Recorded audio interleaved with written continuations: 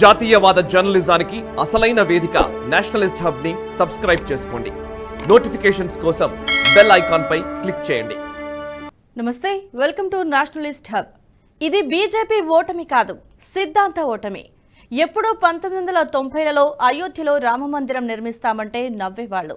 గోడలపై article 370 తొలగిస్తామని ABVP నినాదాలిస్తే పిచ్చివాళ్లు అనుకునేవారు. కానీ నిజమే, సిద్ధాంతం నిజంగా పిచ్చిదైంది. ఇప్పటికేం ఎన్డీఏ కూటమి సొంతంగా 293 సీట్లను గెలుచుకుంది.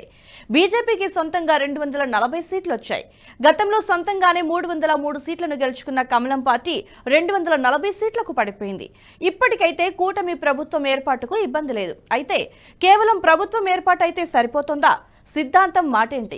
రాబోయే కూటమి ప్రభుత్వంలో సైద్ధాంతిక విషయాల పట్ల బీజేపీ స్టాండ్ ఏంటి తెలుసుకుందాం. కమలం పార్టీ నేతృత్వంలోని ఎన్డీఏ కూటమి ఇప్పటికీ గెలిచిందని అందరూ భావించినా సిద్ధాంతపరంగా ఆలోచించేవారు దీన్ని భారీ ఓటమిగానే భావిస్తున్నారు.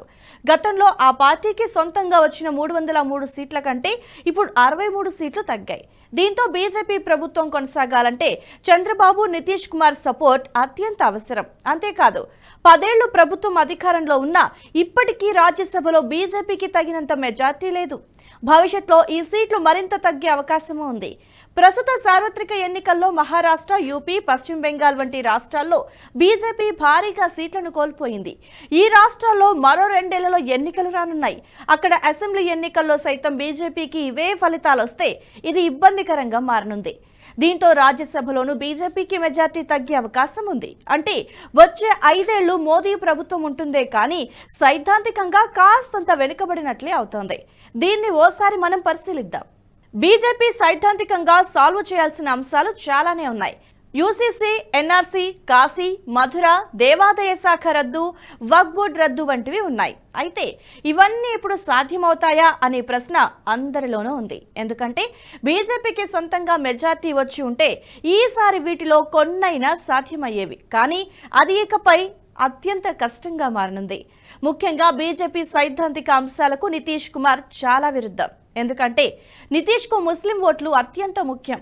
దీంతో పాటు చంద్రబాబు కూడా యూసీసీ వంటి వాటిని సమర్థిస్తారే తప్ప కాశీ, మధుర, దేవాదాయ శాఖ రద్దు, వక్ఫ్ బోర్డు రద్దు వంటి వాటిని అస్సలు అంగీకరించకపోవచ్చు.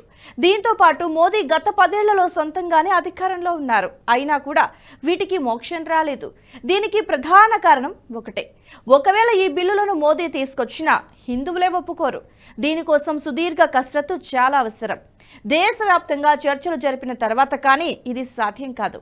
అటువంటిది ఇప్పుడు కూటమితో వీటిని సాధ్యం చేయాలంటే దాదాపుగా కష్టమనే చెప్పాలి.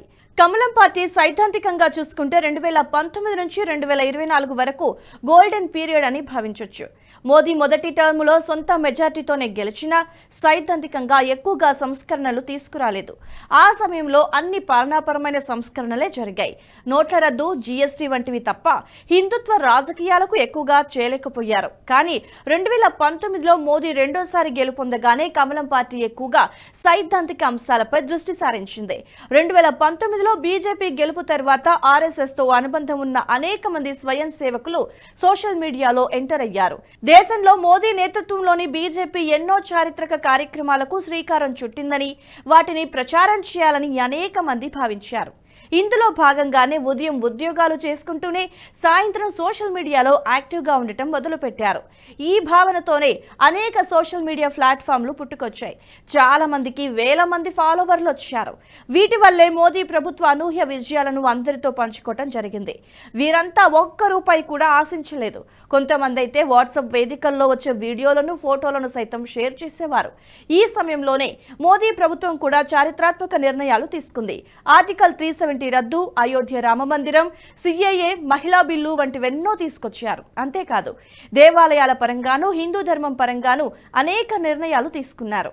కాశీ విశ్వనాథ్ కారిడార్, ఉజ్జయిని కారిడార్లు నిర్మించటం, జమ్మూ కాశ్మీర్లో శారదా పీఠం నిర్మించటం, దేవాలయాలను సందర్శించటం, కల్చరల్ రినోవేషన్ కు పూనుకోవటం వంటివెన్నో చేశారు. అసలు ఒక దేశ ప్రధాని హిందుత్వం కోసం గతంలో ఎన్నడూ తీసుకోనని నిర్ణయాలు మన మోదీ తీసుకున్నారు. ఏకంగా అబుదాబిలోనే హిందూ దేవాలయ నిర్మాణం చేయగలిగారు. అయితే ప్రస్తుతం అవన్నీ సాధ్యమవుతాయా అంటే కాకపోవచ్చు. ఇప్పటికైతే మోదీ ప్రధాని పదవి చేపట్టడానికి అడ్డంకులు ఏమీ లేవు. ఈ నెల 8వ తేదీన ప్రమాణ స్వీకారం చేయనున్నారు మోదీ. అంటే మరో 5 ఏళ్లు కూటమి ప్రభుత్వమే అయినా ప్రభుత్వాన్ని నడపగలరు. కానీ గతంలో ఉన్న పవర్ అయితే మోదీ చేతిలో ఉండదు.